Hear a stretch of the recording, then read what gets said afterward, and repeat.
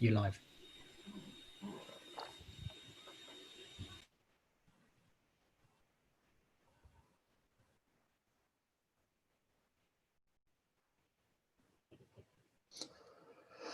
Welcome back to Changing Channels, GamesIndustry.biz's exploration of video games, film, TV, books, and more, and the many, many, many ways they cross over. We heard earlier today from developers about how they're using film and TV techniques to make their video games, but now we're going to talk about how film producers and TV broadcasters use video game technology to make their programs, specifically Unreal Engine. I'm joined by Ben Lumsden from Epic Games. You are business development manager, I believe? Yeah, that's right. Yeah, I'm specifically business development manager for all things that are media and entertainment, but not a game, within Europe, Middle East, and Africa. So yeah, it's a rather clunky title, but yeah, I am essentially biz dev for all things film and TV, and all sorts of other entertainment that is not games, but people still using Unreal Engine as the software platform. Wonderful stuff. Now, Unreal, as most people know, certainly most developers know, is like very prolific engine used in a lot of AAA games, including some next gen games. I see you're kind of standing in the next gen version of the Temple from the Canyon of the Crescent Moon at the back there. Yeah, it's exactly that. I'm on brand. I'm in the Unreal Engine 5 demo scene. It's not actually Unreal. It's just a Zoom background. But, do you need to squeeze? Once we're finished, do you need to squeeze between rocks to show the detail and hide the loading times? No idea. I need to go back through the tunnel over here and delve into the background and magically come out again. Went a little bit too far, but that works. Yeah. But we are not here to talk about Unreal, how it's used in games. We're here to talk about Unreal, how it's used in TV and film. Now, I remember going to GDC a good few years back and seeing examples of how Unreal is used for some of the composite shots and some of the effects in Rogue One, Star Wars Rogue One. Yeah. It's been adopted a little bit more by ILM and Lucasfilm. Quite famously, it's now used in The Mandalorian, the Disney Plus series. You're probably going to explain this a lot better than I will. Like, how is The Mandalorian using a game engine to produce its special effects? So yeah, I mean, it's been a really fantastic ride. Actually, we like to call it, overarchingly, we like to call this virtual production, which is any form of using real-time technologies within the filmmaking process. But it's funny that you should mention the K2SO droid piece in Rogue One, because that was just prior to me joining Epic. But those guys did a fantastic job, and that was ILM using a very customized version of the engine just to see how far they could push the tech and getting a render into a movie, but still using a game engine. But yeah, fast forward a few years later, and Jon Favreau came to ask for our help. In fact, it was the team at Magnopus, Ben Grossman, who works directly with Jon Favreau and had worked with him on The Lion King and the Jungle Book, and The Mandalorian was sort of, okay, this is the next thing. So John and his VFX supervisor Rob Legato went to Ben Grossman and asked him the question, how can we do this thing that we have in mind in camera visual effects? And for those who haven't seen the beautiful behind the scenes that Disney put together that you can see on Disney Plus, or there's some great behind the scenes videos that you can see on our YouTube channel and all over the place. It's essentially what is happening is you're tracking the camera in real time. So you are understanding exactly where the live action camera is in real time by various tracking technology. In this case, it was an optical motion capture system. And by understanding sort of the focal length of the camera and where the camera is in real time, you're able to then adjust the CG that is appearing on the screens. So it's specifically what we like to call in-camera visual effects. And for The Mandalorian itself, there was this vast wall of LED screens and a ceiling as well, importantly, for all of the lights and the shadows. Wasn't often filmed up to the ceiling, but you're getting all of the reflections and the goodness of the light environment in this virtual world. And essentially you've got a real-time game there. It's a game level. And because of the nature of a real-time engine, you're able to, as the camera is tracked throughout the space, throughout the live action volume, you're able to have this adjustment, this real-time adjustment of the parallax of the CG on the LED wall.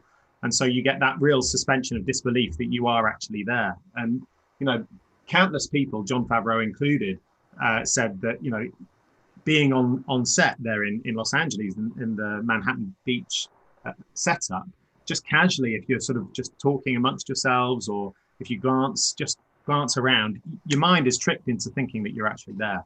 So it's a really interesting new way of filmmaking.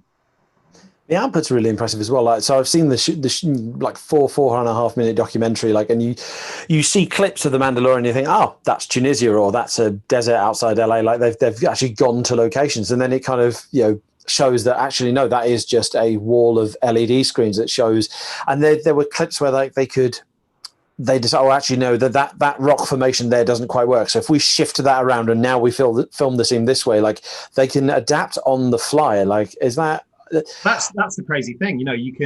You can move the set around. You can have this virtual set. If the entire thing is virtual, then you can just move it around. We had a web API that on an iPad, and the virtual production supervisor was able to simply, drag a slider, and the whole world would rotate, or drag another slider, and the sky rotates, or the sun rotates, or the moon. And as a result, you just get this. You get this absolute interactivity between the filmmakers and what would traditionally be post-production or traditionally be a live action set. I think what the best way of using the technology, seemingly, as they found out throughout the process, was being able to kind of really integrate the real and the virtual. So if you have if you have the Mandalorian spaceship, if you build a portion of that as a real set piece, a real live action element, then you extend that into the screen, and you get this real suspension. You don't know where you can't. It's seamless because of the way that you can track it. So that was where they found that there was a real benefit in having real elements in the foreground alongside the live action talent, and then having that sort of go back into the virtual elements on the LED wall. I want to kind of circle back to the fact that Jon Favreau and Magnum Office came to you. Like, what makes a movie producer or a film producer or a TV producer like go to a video games firm for technology? Like, presumably Hollywood have more than enough special effects firms. Certainly Disney, like Disney owning Lucasfilm and ILM and Marvel and like all these all these brands known for their special effects. Why go to a video game company for technology? Well, I mean, it comes down to that interactive capability. You just can't do this particular type of virtual production with anything other than a real-time game engine. It's the only way to do it. And so it was specifically the Magnopus guys who came to us, but then like I said, it was a real collaborative element with the guys at ILM. We had a couple of great partners on the project, Profile Studios, who were doing the tracking, Lux Machina, who were doing all of the sort of the systems integration component. There's a lot of moving parts when you get huge amounts of hardware and video processors, which is, as a video games company, even though we are a technology company as well, that sort of platform side of it, some of the hardware pieces, it was anathema to us. So it was great to have some real expertise in all of those partners that were working alongside us. And in the clips I've seen, like we see them generate everything from, so there was some focused exterior scenes. So there was like, I'm going to say Tatooine because that's just everyone's go-to guess for a desert planet in the Star Wars universe. Like it's a few rocks in Tatooine where it's quite a sparse area, quite very basic kind of background. And that's the one we saw, like where they just kind of shifted everything around. But then there was also, and going back to what you were saying, like building like half a ship and then the ship is extended. Like there was complex hangar scenes where they're clearly like in the middle of like a giant Star Destroyer or something. I have to confess, I haven't seen The Mandalorian yet. I will do. It's on my list. See it. It's really good. I do need to watch it. To be honest, but yeah, I'm loving it, and it's great to watch with the kids. It's one of those kind of shows which you can actually, as a family, you can enjoy it. My kids aren't quite old enough for Star Wars yet, but give it time. But yeah, like these huge hangar scenes where like, you look at it and think that looks like something out of the films, but I've seen the films and they've actually built that hangar. They've actually built as much of that as possible, and then just used a few digital effects to kind of bring it to life a bit. Like, Are there limits to what this technology can do in terms of how complex and how large a scene it can generate? Well, the limits are to do with processing power and to do with the Unreal Engine itself, I would say. The limits, well, and your imagination. But I mean, really, there's no hard limit as to scenarios that it wouldn't necessarily work for. I mean, the hard thing, of course, is that you want it to be performant in order that there's no latency and lag. And so, in order to have a scene that is performant, then you're going to want to bake in a certain amount of lighting. Will be a different thing, of course, with Unreal Engine 5. But yeah, currently you have to bake in a lot of lighting, and also you just have to optimize heavily because say if you have hundreds of thousands of a crowd scene, then that's just not going to play well with the GPU. There's certain hardware limitations, but as long as you're clever about it and you optimize your scene in a good way, then and I think that's the key thing, because for our audience here listening to this today, they'll be well aware of these sorts of things. But for the film and the visual effects community, who come from a very different world and a very different problem space, which is a problem space of let's make the prettiest picture that we can make. And it doesn't matter how long it takes a computer to render that picture. Famously on Avatar, they'll take hours per frame in order to render a beautiful image. Now, it's just a completely different problem space if you're talking about real-time visual effects, so although it's kind of obvious perhaps to the game development community that you need to optimize something in order for it to run at real time, for the great visual effects artists and filmmakers out there, that's an alien concept to them. And it's like you say, what makes Disney come to a video game company? Well, it is still a slightly alien concept, and sometimes you just have to explain some very basic principles of what is standard optimization techniques, or what latency means, why you might get frames and frames of delay for certain things that you wouldn't expect in a traditional visual effects pipeline or filmmaking workflow. And I guess it kind of shows off or explores what Unreal can do in ways that video games can't, in terms of, like you say, that processing power. Like with video games technology, you've always got to account for the agency of the player and the randomness of the player. Like, to use an example, I played recently, Red Dead Redemption 2, like incredibly stunning world, but not as visually stunning as it could be if it were in a movie, because they've got to account for the fact that suddenly a player can go all off and you don't want the frame rate to judder to a halt. Compare something like Red Dead Redemption, or like even the highest end, even next gen visuals, like as they're coming up, to something like, as a random example, like a family favorite over here, Pixar's The Good Dinosaur. Like, sure, yeah. Yeah, like the water in that and some of the scenes in that. But like you say, they have the luxury of, they can spend hours rendering those scenes. They can really kind of go into town on the detail because they don't have to worry about a random element. And that in this sort of project lets you explore what Unreal Engine can do with that sort of thing. Is there any way that sort of stuff can feed back, and kind of, are you using this to help game developers, like help improve the quality that game developers can get? Well, I think so. I mean, the big thing for us over the last few years has been a push into this world, and a lot of that has come from our Chief Technology Officer, Kim Libreri. And for those who don't know, Kim was the VFX supervisor on the Matrix trilogy back in the day. He's got a long history of working in this world and in the world of visual effects. And so as a result, he's been bringing a huge amount of expertise and film expertise and weight of knowledge into the sort of the game engine space. As a result, there's beautiful levels of fidelity, which our engineers and our graphics team, who are the best guys in the world, really, in terms of any graphics team anywhere, are just making these stunning advancements. All of that trickles back to guys who are making games. I'd say the biggest single thing I would say that is a real benefit to kind of game developers anywhere is the fact that this becomes more of an open ecosystem everywhere. So you have this open ecosystem where a games dev company or a studio who have other potential sources of income, other different industries where they might find work. I'm getting calls all the time saying, hey, who could be a good studio to help build such and such a scene for such and such an in-camera visual effects show? We need guys who can use game engine technology in a really great way. And I think, that works for film, but it also works for all of these other industries that we've been making great inroads into, like architecture and automotive.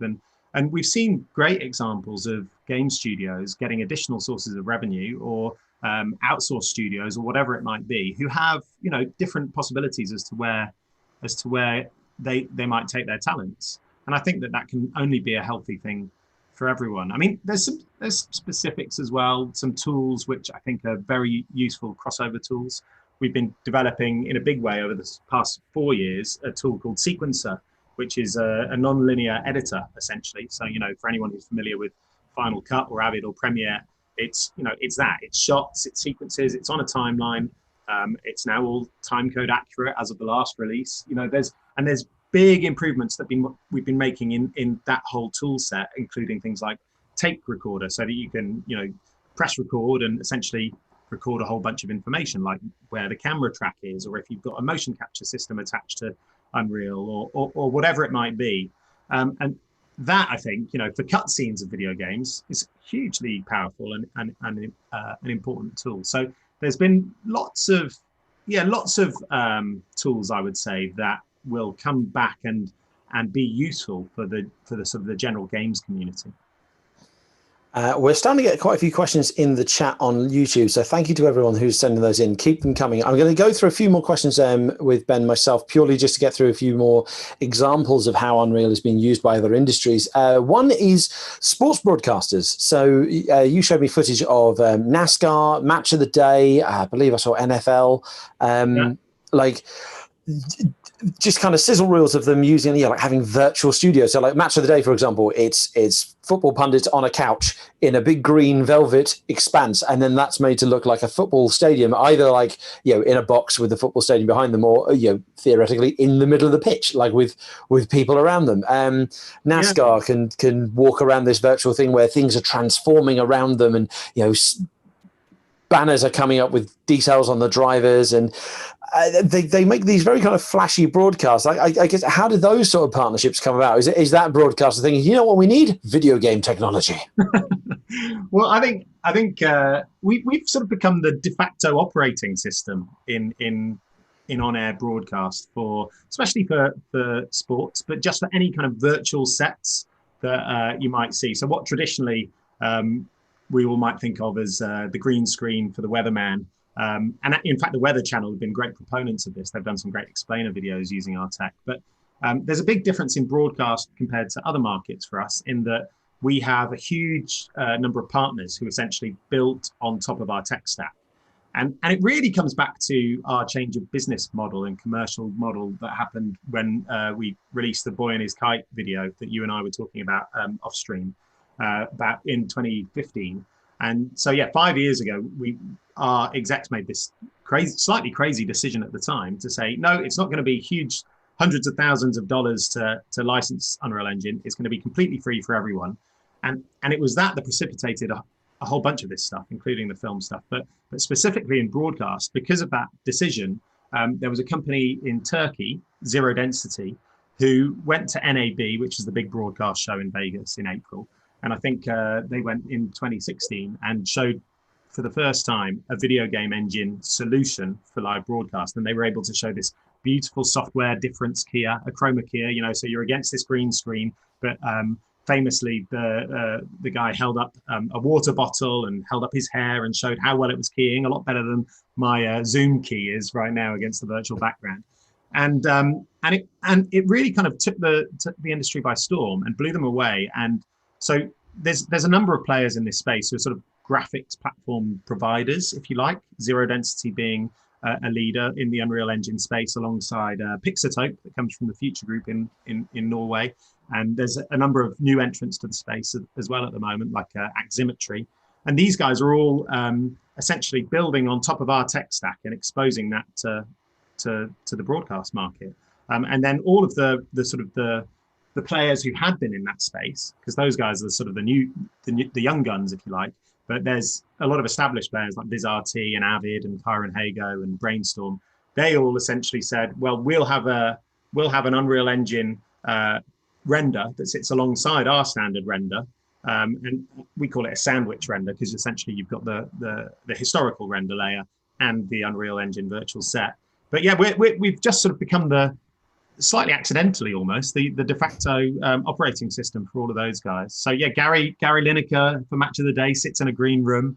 You can't imagine that it's too much fun it being in a completely green box, but I think but it has this huge benefit of the fact that I remember when that first went live for the BBC, lots of people were complaining about this is a waste of everybody's license fee. They've got this beautiful shiny new studio, and what they didn't know was actually the cost per episode is a lot less because they're in a smaller room, and so it's actually cost savings as well. But it looks grand. But there were a couple of different options. So that one is in kind of a box. But then, for instance, the Sky Sports mobile augmented reality studio, they actually take on location to all of the different stadiums around the country. And so when you see your Monday Night Football or your Super Sunday or what have you on for the Premier League, that's actually just a little green box that they have to fit into a small room with a real window overlooking the stadium. And that was a conscious decision on Sky's behalf to actually make sure that you've got the real, the pundits can look out and see the action.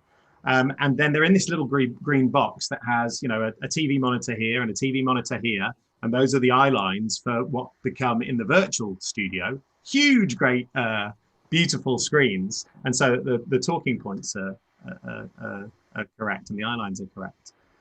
But yeah, we've sort of made a big splash in that world. And it's going really well. What's the natural extension of that sort of thing? Like you get to say, you even see it on the news now. Like, the news is it's one person walking around like loads of effects as it's all going off around them. Like here's a wall of stats appearing. Like where the only real element of the broadcast is the human being, and that's going to be the way it happens. I mean, the amount of smaller shops that kind of are forced into that, like small little radio stations that are doing broadcasts or what have you, and they have just a green screen and a motorized camera head, then it makes total sense for them to do everything completely virtual apart from the host. Yeah. One more project I want to talk about is, and I'm going to mispronounce this, and I apologize now, is Aliyah and the Legend of Makor. How'd I do that? You did pretty well, actually. Okay. Aliyah and the Legend of Makor. Yeah, it's a feature film from Pakistan. Right, feature film from Pakistan, entirely rendered in Unreal Engine. Yeah, so you had the droid K2SO in Rogue One. It was sort of the first time that you had Unreal Engine in a feature film.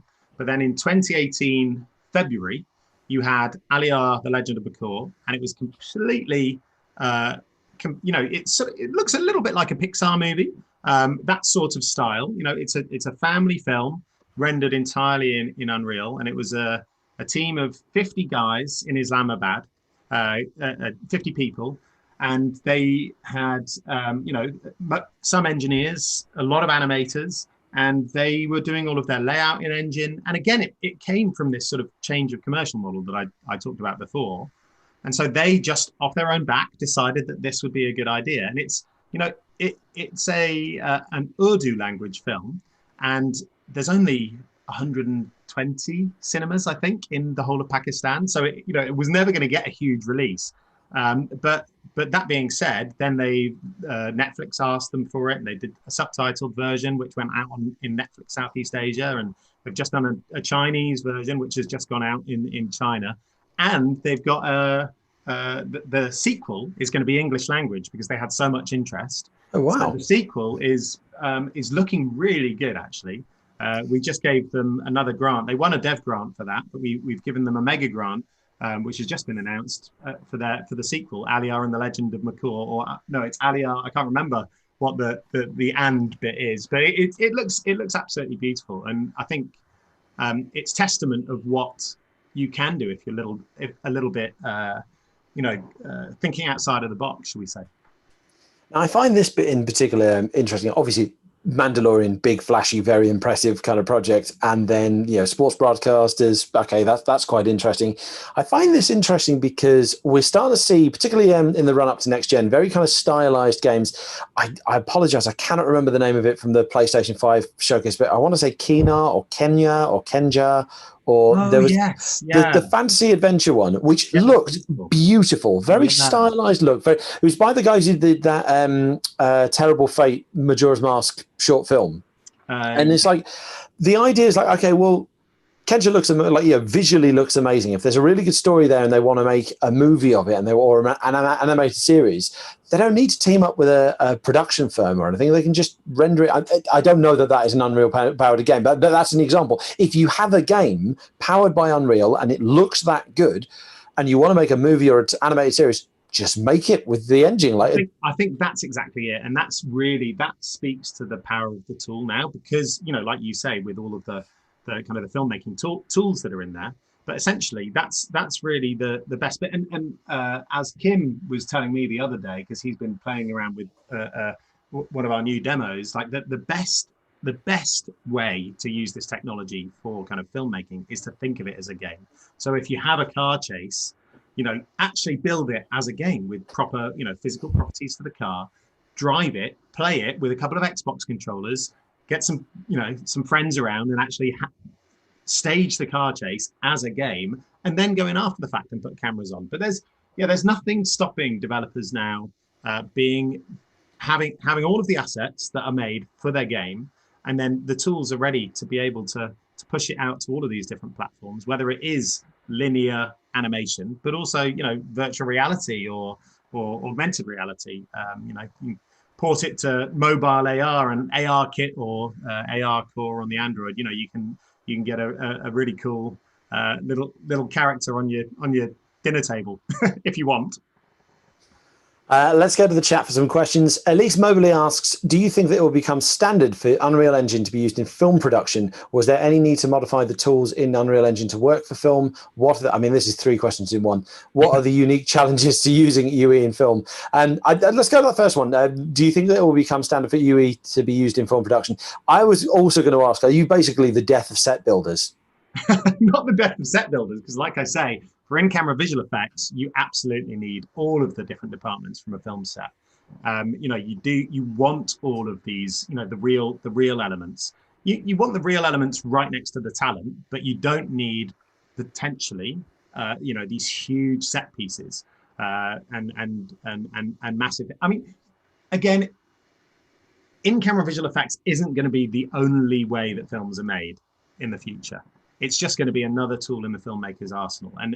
And from what we've seen and the interest that we've had, both from The Mandalorian and just from COVID, to be fair, has just really said, film production in general is difficult, but how can you do it? Can you do anything remotely, or can you do anything with smaller crew sizes? I absolutely believe that Unreal Engine is going to be a fundamental part of the process of any kind of content creation going forward over the next 5-10 years. And we're really concentrating hard. All of our engineering and product and development teams are really focused on not only the games market, but making this tool as good as it possibly can be for the film market. And since Kim joined, so many people from sort of the world of visual effects and visual effects software have joined. And with Fortnite's success, we've sort of, since I joined 3 years ago, we've gone from 600 people to 2,000 people now. So we've really added quality. The guys who are building these beautiful tools are doing so in a crazy way. I mean, as everyone saw for the Unreal Engine 5 demo. But yeah, in answer to the question, yes, I think fundamentally we're aiming for it to be a staple of film production workflows.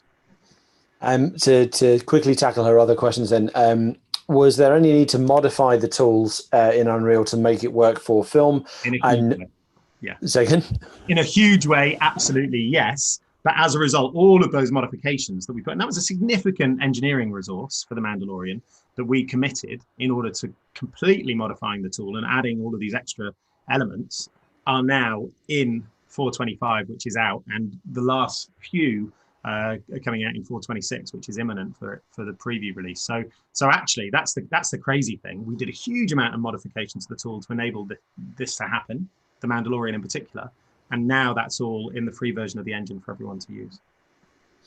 AI Cat asks, why aren't more companies outside of the USA using virtual production? Is it just too disruptive to traditional production, especially because it's been brought into focus now and subsequently the breakdown of TV and film productions? I don't quite get that last bit, but yeah, like why aren't more companies outside the US using it? In answer to AS Cat, they are. You know, I mean, I'm collating a list of all of the companies who have even expressed an interest in doing this, and it's, you know, it's fast become, since we released the tools in 425, which is only a few months ago, there's more than 100 companies who are sort of building these sorts of, you know, in-camera visual effects volumes. There's only 5 or so in the UK so far, but you know, there's plenty globally. I mean, considering that, you know, the tool has only been available for a short amount of time, and we've had COVID.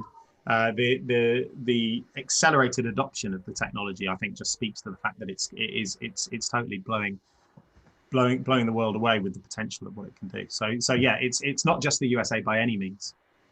Related question from AI Cat: do you get more value in which has more value, tax breaks in traditional film and TV production, so people having to be on location, versus virtual production? Oof, that's a tricky one. I mean, you're going to get tax breaks for all sorts of things anyway, and you get tax breaks for live action production. You get tax breaks for filming.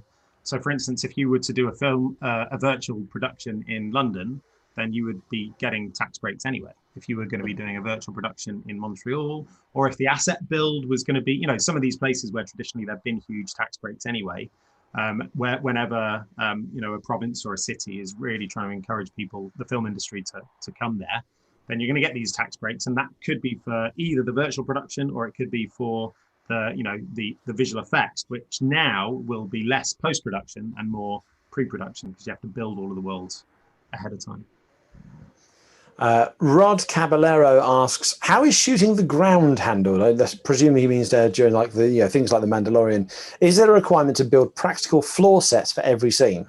Yes, is the short answer to that. Yeah, I mean, and you really want, I mean, some people have done virtual floors as well, but that's more for sort of corporate events and some smart stages, live broadcasts or what have you. But if you're filming foot contacts at the moment, that doesn't work for feature film. It has to be, certainly for the Mandalorian, it was all physical floors, and then it's the seam of going from the floor into the LED wall. That's the trick.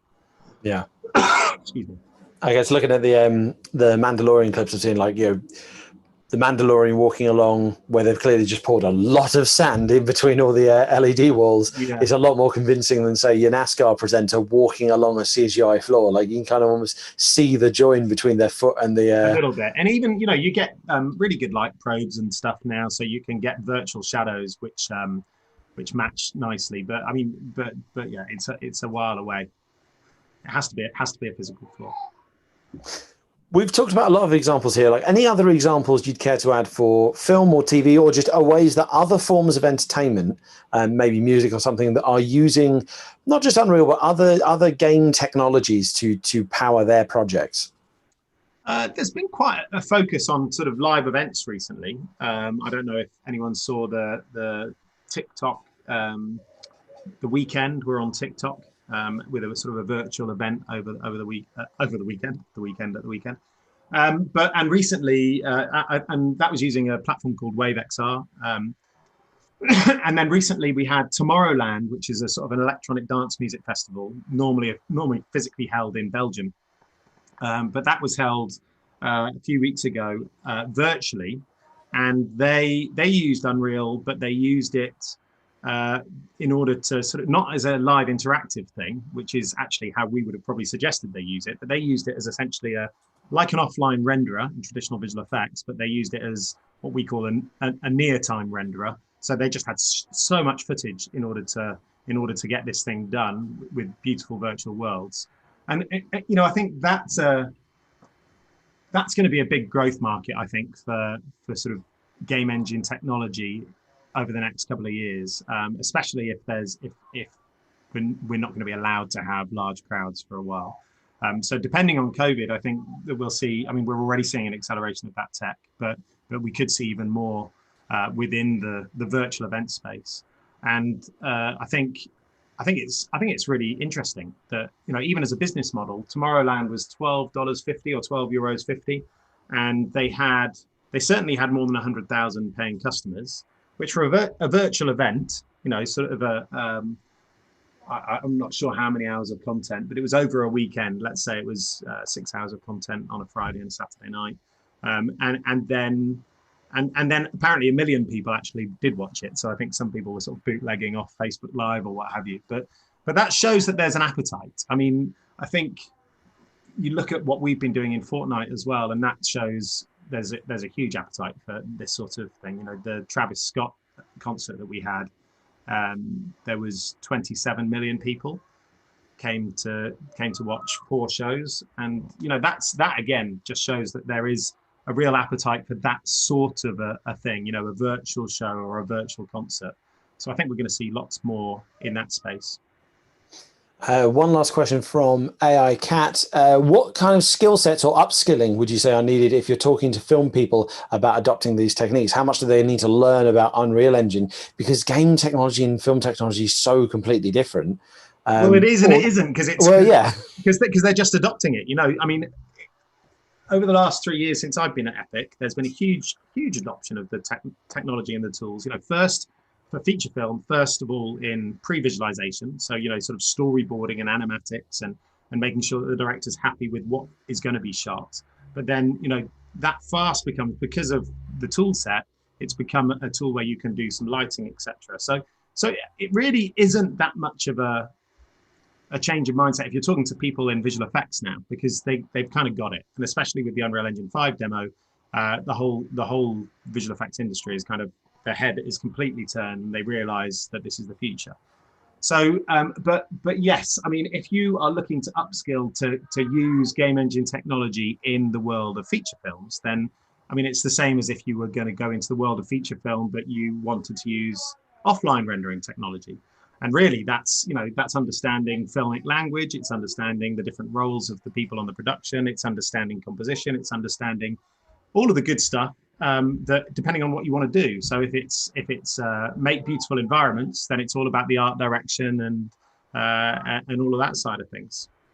So yeah, it really depends on what you're trying to achieve, AI Cat. But I can tell you that there's a huge amount of resource online on both on our website and our YouTube channel. If you're going to use Unreal Engine, you know, that's a great place to start. And there's sort of learning paths where you can look specifically to say, hey, I want to use Unreal Engine for film and TV. Show me how to do it. Similar question from Rod Caballero. I need tips for anyone wanting to move from game engine cinematics into film TV specifically. Are there any potentially high demand skills in particular that they should look into?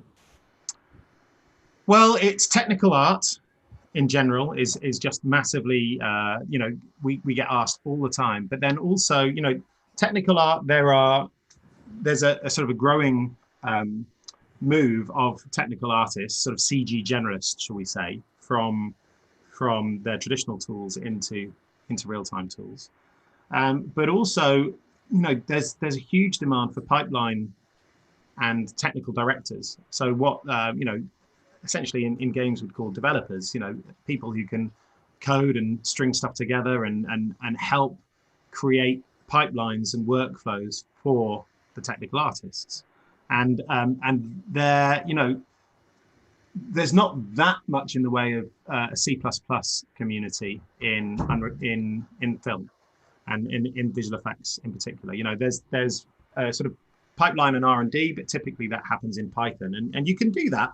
You can do a lot of stuff with the Python API and just with blueprints in general. But I would say that all of those skills are really highly valued, but in particular at the moment, you know, guys who just have development experience and C++ chops, and you know, pipeline. There's just a real dearth of talent certainly in Soho at the moment. We get asked all the time. One final question from me. We've kind of touched on like the expectation that more TV and film production companies will be adopting these sort of technologies, because why wouldn't they? Like it's another tool in their belt, as you say, and it can, it's in some ways easier. You don't have to build the entirety of the set. You have to build certain elements. Like, basically, I guess, like, how soon or how quickly do you expect TV and film production companies to adopt this and for this to become more common practice? We've kind of touched on that, but like, how quickly could that adoption come, particularly given, as we've said, like the current situation, like the state of the world under the pandemic? Well, I think it's here already. Frankly, there's so many productions that are in progress. Some really big productions that are in progress that I'm not able to talk about yet. But there's so many across both TV and film where it's just becoming the done thing. So, and as soon as Unreal Engine 5 comes out at some point next year, I think that's only going to accelerate it. So it's not quite yet the de facto standard, but it's fast becoming so. Brilliant. Thank you so much for your time today, Ben. That's been fantastic. Thanks so much for having me. It's a real pleasure and honor to be on. I'll leave you to scaling your rocks now in the background. Go back into Petra, back into the game. We're going to take a short break. We're going to be back at the top of the hour. We're going to be talking to TinyBuild CEO Alex Nichaporchik about Hello Neighbor and how the indie game has become a cross-media hit. We will see you all soon for that.